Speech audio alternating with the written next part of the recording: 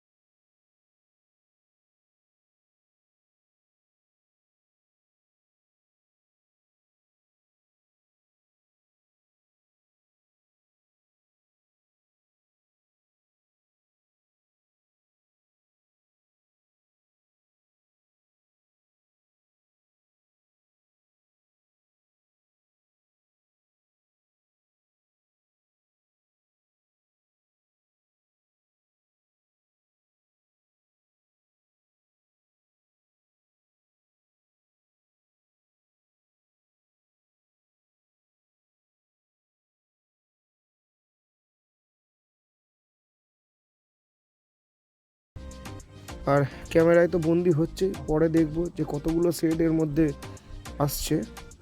আর ওদিকে নীল আকাশের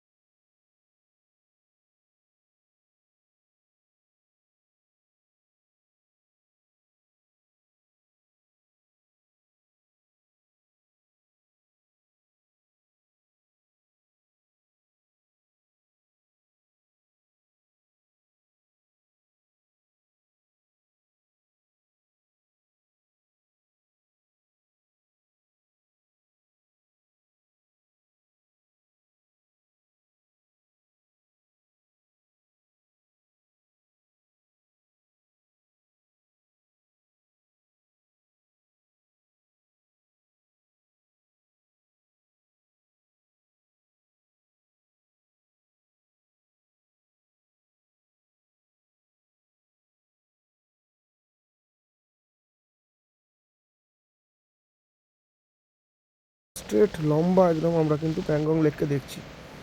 আর যত এগিয়ে যাচ্ছি তত মাথার দিকে চায়নার দিকে আমরা এগোচ্ছি, কারণ এই সামনের দিকটা চলে গেছে চায়নায়, যেটা প্রায় এই প্যাংগং লেকের 3 ভাগ ওই দিকেই রয়েছে। আমরা এক ভাগকে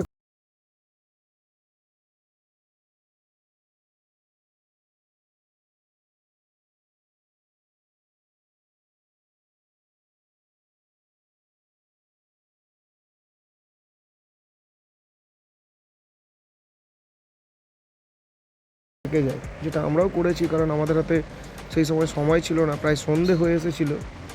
তো যেখানে হোক আমাদের ঢুকতে হবে মানে হোটেলে, তো সেই হিসাবে আমরা ওখানে স্টে করে গিয়েছিলাম। কিন্তু আমাদের অ্যাকচুয়াল যাওয়ার কথা ছিল মেরাক ভিলেজ। মেরাক ভিলেজ হচ্ছে যে সিয়কের দিক থেকে এলে প্যাংগংয়ের একদম লাস্ট ভিলেজ, যেটা কিন্তু অসাধারণ একটা ভিলেজ। আর এই যে প্যাংগং ভিলেজে যে মানে প্রচুর মানুষের সমাগম একসাথে হয়, সেইটা থেকে অনেকটা ফাঁকা ফাঁকা সেই দিক থেকে মেরাক ভিলেজ। এবং মেরাক ভিলেজ থেকে প্যাংগং লেকের যে ভিউ, সেটা কিন্তু অসাধারণ, আরও সুন্দর। তো আমরা বিভিন্ন জায়গায় ইনফরমেশানটা পেয়েছিলাম, যাওয়ার চেষ্টাও করেছিলাম, কিন্তু যেতে পারিনি। তো আজকে গিয়ে দেখবো সেই মেরাক ভিলেজ থেকে কেমন লাগে অবশ্যই। আর মেরাক ভিলেজ থেকে চুসুল খুব কাছাকাছি, কারণ চুসুল হয়েই আমরা যাবো হানলে। তো সেইভাবে আমরা প্ল্যানটা সাজিয়েছিলাম, কিন্তু সেটা আমাদের পসিবল হয়নি। তো যার জন্য আমরা এখন এই রাস্তাটাকে আজকে কভার করছি, যেটা কালকে কভার করার কথা ছিল। তো একদিক থেকে সেটা ভালোই হয়েছে, খারাপ কিছু হয়নি, কারণ এটা সন্ধেবেলা এলে সেই যে প্যাংগং লেকের যে দৃশ্য, সেটা কিন্তু আমরা দেখতে পেতাম না, যেটা এখন আমরা দেখতে পাচ্ছি। তো সেই দিক থেকে আমি বলবো একদম খুব সুন্দরই হয়েছে, খুব ভালো হয়েছে। চলো দেখো এই ভিউগুলো, আর দেখতে দেখতে আমরাও যেমন এগোচ্ছি তোমরাও দেখতে থাকো প্যাংগং লেক এবং তার পাশের যে রাস্তার ভিউ, অসাধারণ।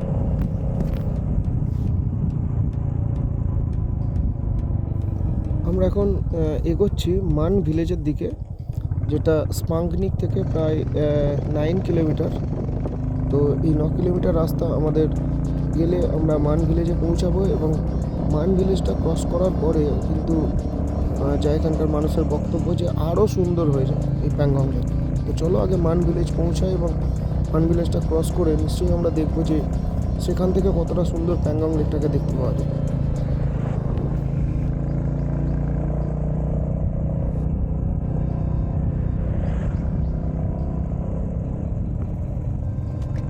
জাস্ট আমরা মান ভিলেজটা ক্রস করেছি, আর এই যে ভিউ শুরু হয়েছে দেখো বাঁদিকে, অসাধারণ সুন্দর। মানে একটু ওপর থেকে এই যে ব্লু জলের, মানে এই যে লেকের জলের যে শেড, সেই শেডগুলো প্রচুর বোঝা যাচ্ছে। কিছুটা নীল হয়ে রয়েছে, ডিপ নীল, লাইট নীল, কিছুটা মানে সাদা, কিছুটা সবুজ কালারের, মানে অসাধারণ একটা শেড তৈরি করেছে। যেটা আমরা বলছিলাম না যে 7টা রঙের শেড, এখানটায় এলে কিছুটা পরিষ্কার বোঝা যাবে যে শেডগুলো কত সুন্দর তৈরি হয়েছে। তো যাই হোক, এখানে আমরা আর দাঁড়াবো না, কারণ আমাদের খুব দ্রুত হানলে পৌঁছাতে হবে। কারণ আমরা এখান থেকে যতটা ইনফরমেশান পেয়েছি যে হানলেতে রুমের খুব ক্রাইসিস হচ্ছে। তো আমাদের এখান থেকেই, হোটেল থেকেই বলে দিয়েছে যে যতটা তাড়াতাড়ি সম্ভব হানলেতে পৌঁছাতে, যাতে আমরা রুমের হদিস পাই বা একটা রুমে ঢোকার মতো জায়গাটা পাই। তা নাহলে গিয়ে ওখানে প্রবলেমে পড়তে হতে পারে আমাদের।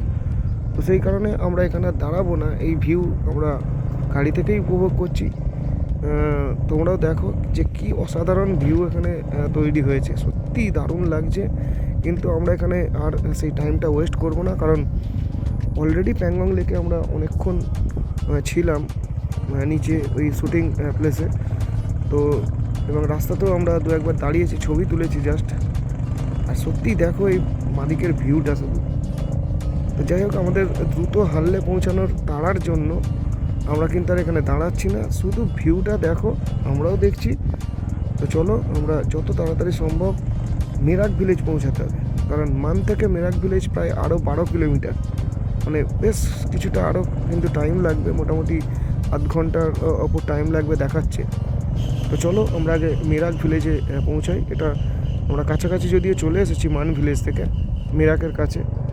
তো মেরাক ভিলেজটা আমাদের আগে ক্রস করতে হবে। চলো, মেরাক ভিলেজটা ক্রস করার পরে ভিউটা শুধু দেখো, ওহ, এ ভোলার নয়, অসম্ভব সুন্দর দৃশ্য।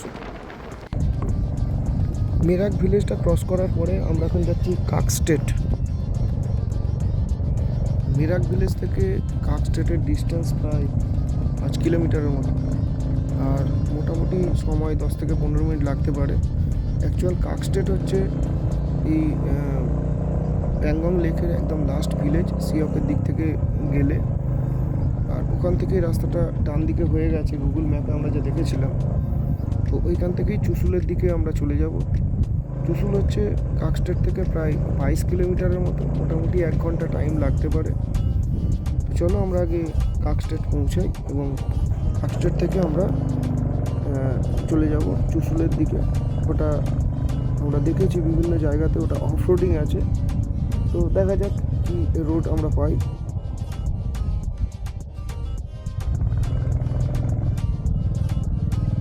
তো দেখো, কাকস্টেটের দিকে যত আমরা এগোচ্ছি ভিউ কিন্তু তত বাড়ছে।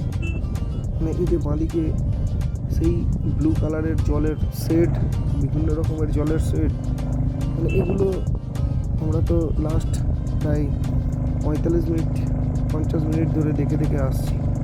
তো যত যাচ্ছি একই রকমের দৃশ্য দেখছি, মানে এগুলো যে কীভাবে ভাষায় প্রকাশ করব এটা মানে বলার অপেক্ষা রাখে না। অসাধারণ সুন্দর দৃশ্য দেখো, নীল জল আমার বাঁদিকে যেটা দেখা যাচ্ছে, অপূর্ব।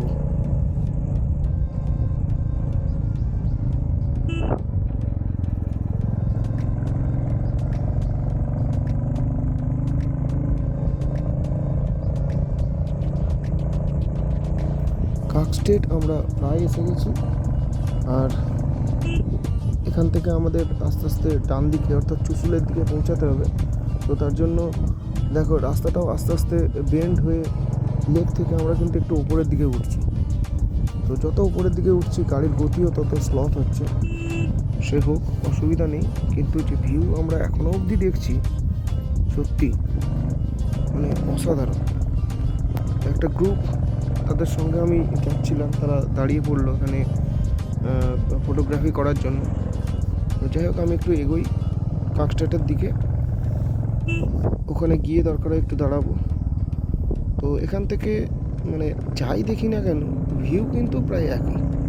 তো দেখো আস্তে আস্তে আমরা লেক থেকে একটু সরে সরে যাচ্ছি, কারণ আমাদের গন্তব্য আজকে হানলের দিকে। তো সেই অনুযায়ী আমরা এই রাস্তাটাকে চুজ করেছি। অ্যাকচুয়ালি এটা হচ্ছে অফ রোড, আরও একটা ভালো রাস্তা আছে, কিন্তু এটা হচ্ছে অফ রোড। তো আমরা এই রাস্তাতে যাব, যেহেতু কিছুটা হলেও শর্টকাট, চুসুল হয়ে রেজাংলা হয়ে হানলে। তো আর যতই অফ রোড হোক, লাদাখে তো অফরোড থাকবেই, অফরোড দেখতেও মানে গাড়ি চালাতেও বেশ ভালো লাগে, তার সঙ্গে এই যে ভিউগুলো অফরোডিংয়ে সেগুলো তো অসাধারণ।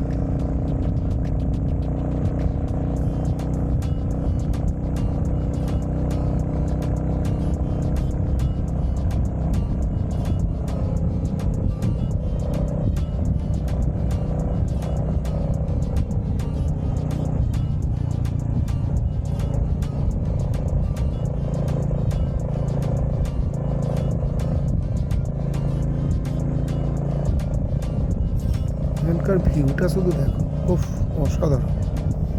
যদিও আমরা যে রাস্তা দিয়ে এখনো পর্যন্ত এলাম প্যাংগং লেক থেকে, যথেষ্ট সুন্দর রাস্তা, কিন্তু একটু ন্যারো বটে। সে যাই হোক, এই জায়গার উপর দিয়ে যেরকম রোড বানিয়েছে বর্ডার রোড অর্গানাইজেশন, সেটাই অনেক। তো এরকম রাস্তা যে পাচ্ছি সেটাই অনেক। যাই হোক, ন্যারো রোড হলেও বেশ সুন্দর। দেখো দূর দূরান্ত পর্যন্ত একদম স্ট্রেট রাস্তা, মানে লেক থেকে আমরা বেশ কিছুটা উপরে উঠে এসেছি, যার ফলে এরকম রাস্তাটা পাচ্ছি। নাহলে অনেক বেন্ড করে করে আমরা লেকের পাশ দিয়ে এসেছি। বেশ কিছুটা উপরে উঠে আসার পরে আমরা কিন্তু এরকম স্ট্রেট রাস্তাটা পেয়ে গেছি।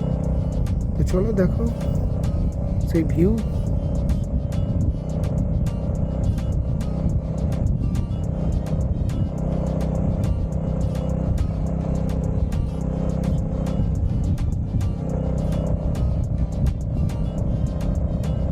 লেকের ভিউ কিন্তু এখনও শেষ হয়নি। আমরা পুরো বাঁদিক ধরে এখনও দেখতে পাচ্ছি লেকটা কিন্তু কন্টিনিউ করছে, আর আমরাও সেই লেক ধরে এখনও কিন্তু যাচ্ছি। কাকস্টেট যদিও আমরা ছেড়ে দিয়েছি, কাকস্টেট ছাড়লেও লেক কিন্তু এখনও শেষ হয়নি। আমরা যত চায়নার দিকে এগোচ্ছি সেই লেকটাকে নিয়েই এগোচ্ছি, কারণ এই লেকের তো ম্যাক্সিমামটাই চায়নার দিকে আছে। আগেই বলেছি যে 1/3 আছে ইন্ডিয়াতে, আর বাকিটা 2/3 আছে চায়নাতে। তো সেই মতো আমরা দেখতে পাচ্ছি একদম চায়নার দিকে আস্তে আস্তে লেকটা এগিয়ে গেছে। আমরাও সেই দিকেই যাচ্ছি, তবে আর কিছুটা হয়তো আমরা দেখতে পাবো, কারণ আস্তে আস্তে আমরা দেখতে পাচ্ছি যে দুটো পাহাড়ের মাঝখান থেকে প্রায় মিশে গেছে। তো তারপর আমরা হয়তো ওখান থেকে ছেড়ে দেব, দিয়ে আমরা চুশুলের দিকে এগিয়ে যাব।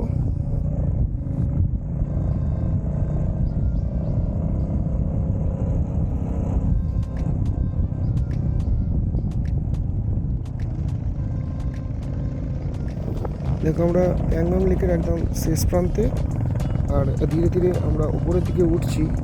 লেকের একদম কাছ থেকে উপরের দিকে উঠে আমরা কিন্তু এবার আস্তে আস্তে অন্য রাস্তা ধরবো চুশুলের দিকে। তো প্রায় 1 ঘন্টার কাছাকাছি সময় লাগলো আমাদের প্যাংগং ভিলেজ থেকে পরপর মান ভিলেজ, তারপর মেরাক ভিলেজ, কাকস্টেট ভিলেজ, এই ভিলেজগুলো ক্রস করতে আমাদের প্রায় 1 ঘন্টার কাছে টাইম লাগলো।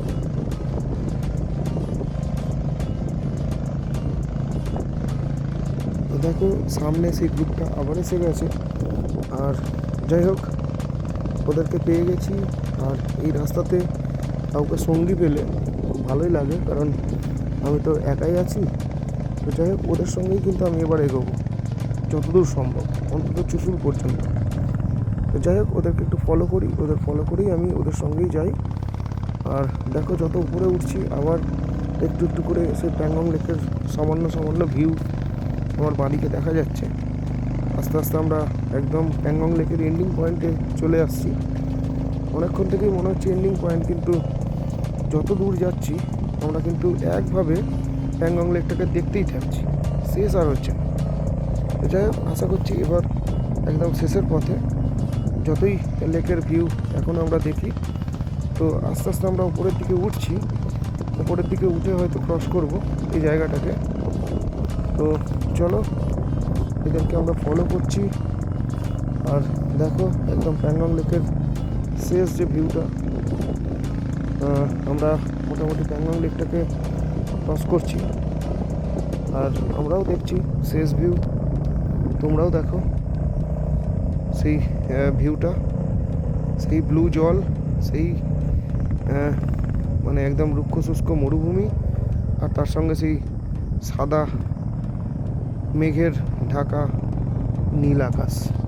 সত্যি এই দৃশ্য ভোলার নয়, ভুলবও না। তার জন্যই আমরা যতটা পারছি ক্যামেরাবন্দি করছি, নিজেরাও দেখব এবং তোমাদেরও দেখাবো। আর এই দেখো কি সুন্দর ভিউ, এখন রাস্তাটা আস্তে আস্তে উপরের দিকে কিভাবে উঠেছে দেখো, অসাধারণ। তো চলো আমরা চুশুলের দিকে এগোই এবং আগে কীরকম জার্নিটা থাকে আমাদের তো নিশ্চয়ই দেখাবো।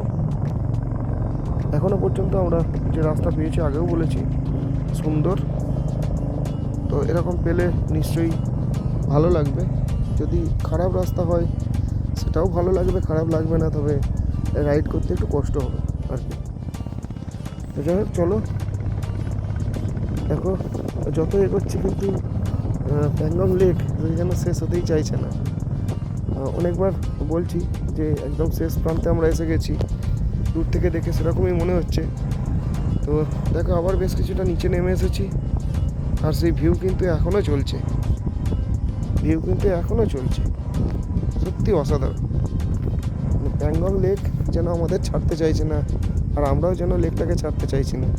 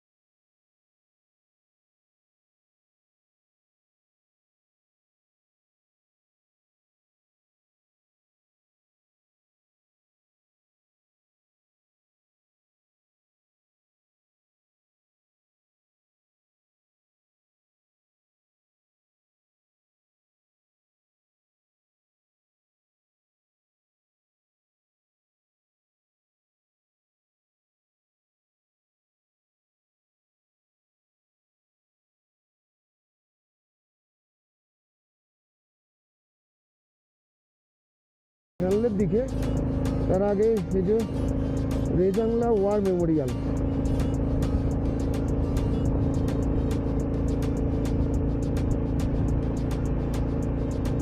কি ভিউ, অসাধারণ।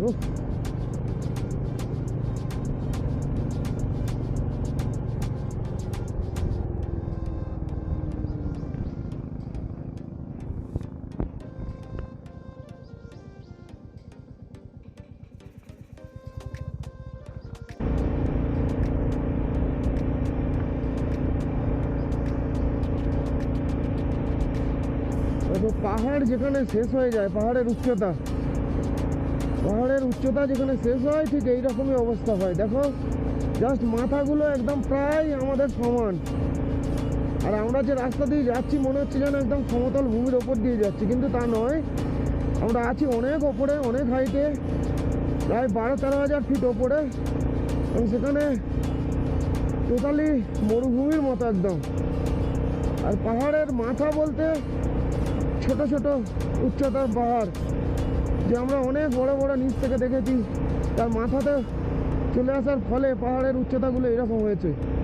আর আমরা এখন খুব কাছাকাছি আছি রেজাংলা মেমোরিয়ালের। রেজাংলা মেমোরিয়াল যুদ্ধক্ষেত্রে একটা মেমোরিয়াল, সেই জায়গায় আমরা আছি। আমরা একদম চায়না বর্ডারের খুব কাছে। সম্ভবত ওই যে দূরে ফ্ল্যাগ উঠছে এবং কিছু কনস্ট্রাকশন আছে, ওটাই হবে রেজাংলা মেমোরিয়াল। আমরা ওখানে দাঁড়াবো, একটু দাঁড়িয়ে রেজাংলা মেমোরিয়াল এক্সপ্লোর করব, তারপর যাব ফানলের দিকে। চারিদিকের ভিউ এগুলো মানে কি যে দেখছি, এটা 60 কিলোমিটার আসার পরে আমরা পেয়েছি রেজাংলা মেমোরিয়াল।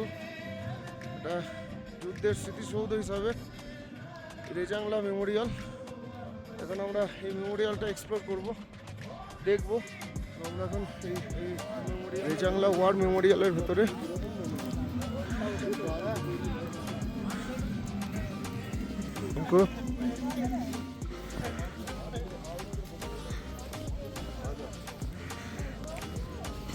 চায়না বর্ডারের একদম কাছে, আর এই চারিদিকের এই পাহাড়।